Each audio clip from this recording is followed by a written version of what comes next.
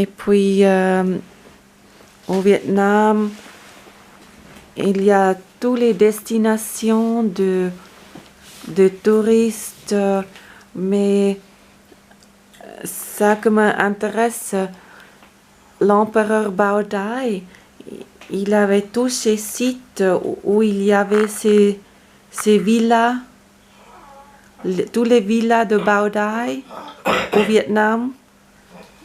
Est-ce que vous avez entendu de ça? J'ai visité, j'ai pas visité. Du côté de Dalat, on m'a montré une villa de Bao Dai. Et on a visité que l'extérieur seulement.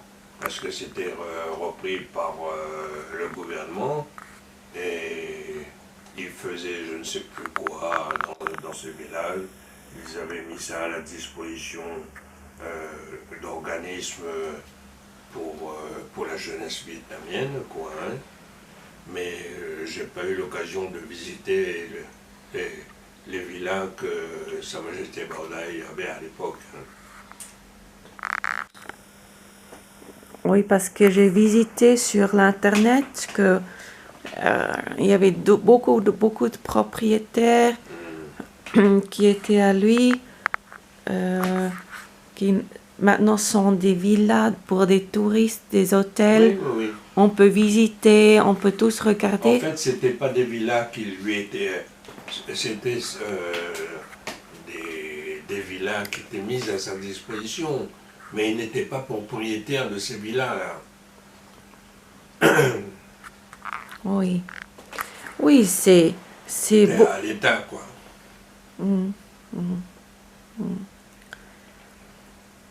Et puis, tous les musées historiques au Vietnam, et puis ils sont ouverts et gentils.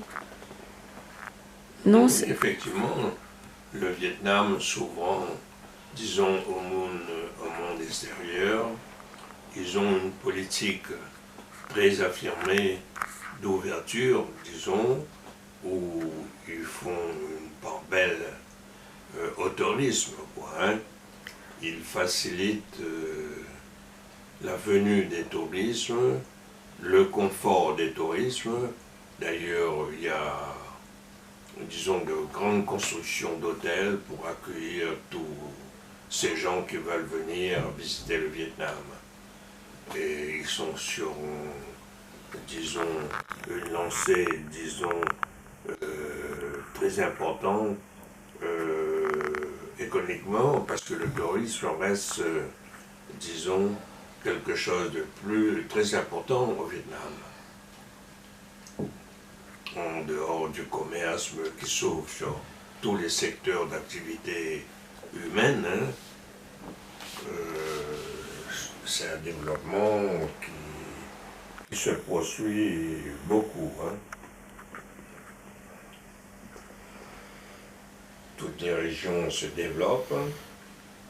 Personnellement, je trouve que Hue est un peu à la traîne par rapport à Hanoï, par rapport à Saigon, mais Hue reste, disons,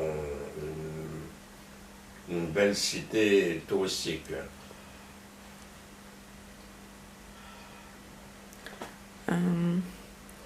Et puis,